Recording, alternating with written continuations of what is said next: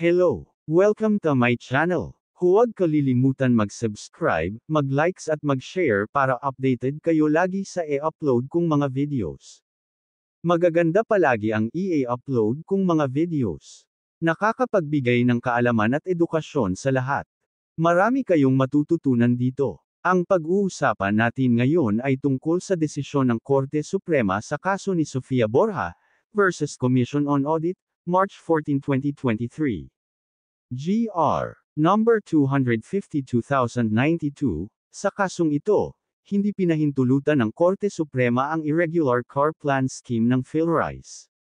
Hindi pinayagan ng Korte Suprema ang monthly amortization payments para sa mga pribadong sasakyan sa ilalim ng Car Benefit Plan na ipinatupad ng Philippine Rice Research Institute, PhilRice, dahil hindi ito kabilang sa mga benepisyong pinapayagan sa ilalim ng batas.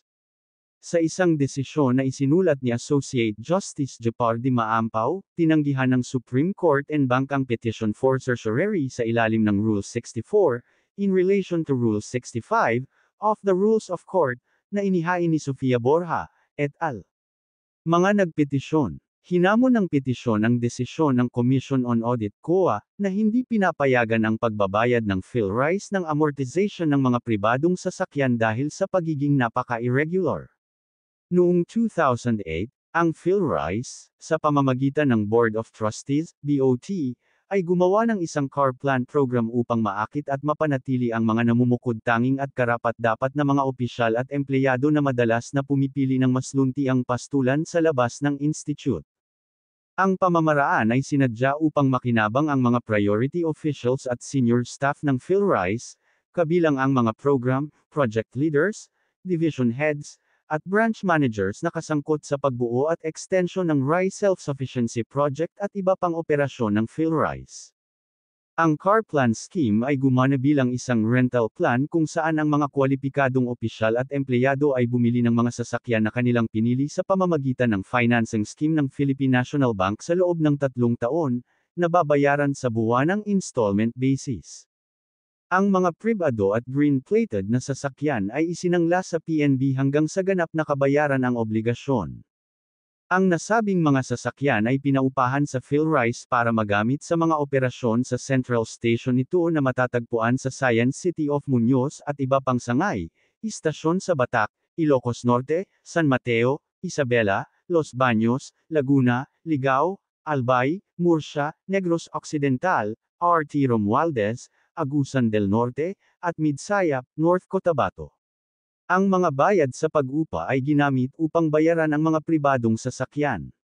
Noong 2013, 26 na Notice of Disallowances, NDs, sa pinagsama-samang halaga na 10,449,557 Philippine pesos and 45 centavos ang inisyu ng audit team leader at supervising auditor ng COA laban sa PhilRice para sa mga gastos na natamo sa mga biyaheng ginawa gamit ang nirentahang pribadong sasakyan, sa ilalim ng plano ng sasakyan ng PhilRice.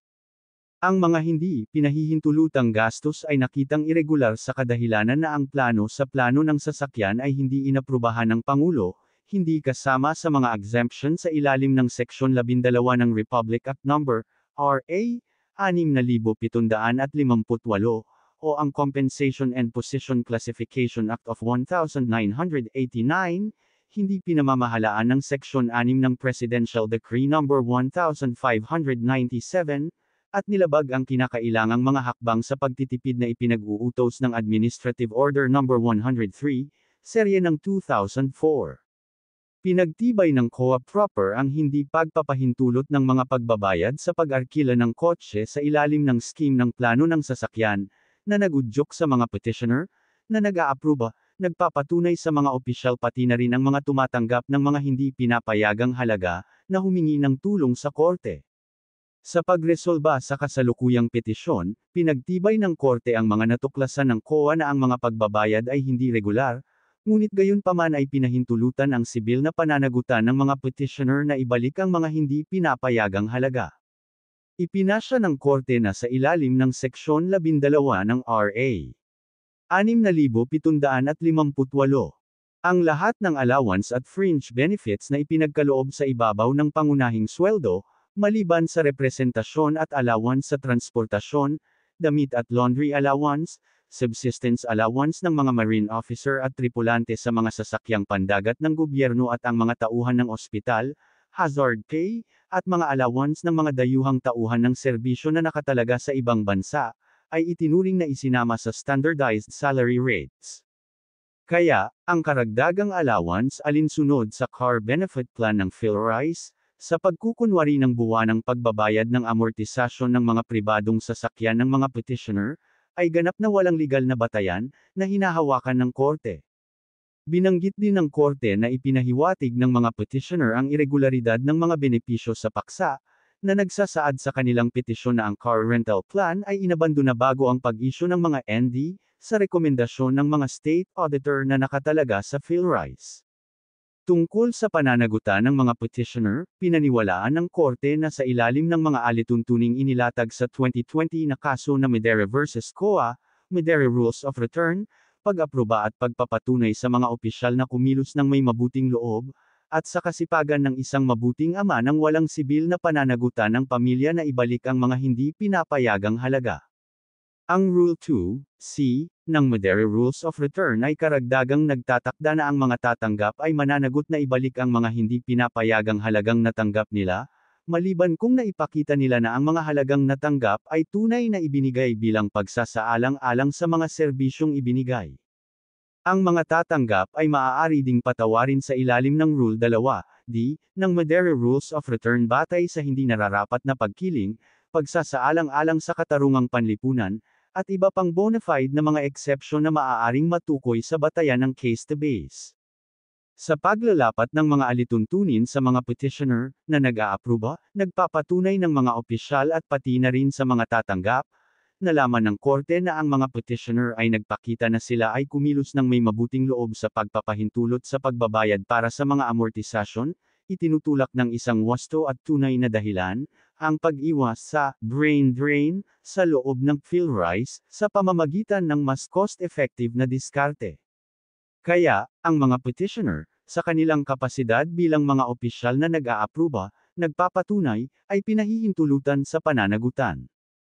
Tungkol sa kanilang kapasidad bilang mga tatanggap, pinaniwalaan ng korte na ang mga petitioner, kasama ang iba pang mga may-ari ng sasakyan, ay tumanggap ng malaking halaga ng pera, na magiging obligasyon ng PhilRice kung pinili nitong bumili ng sarili nitong sasakyan para sa mga opisyal na paglalakbay ng mga opisyal at empleyado nito.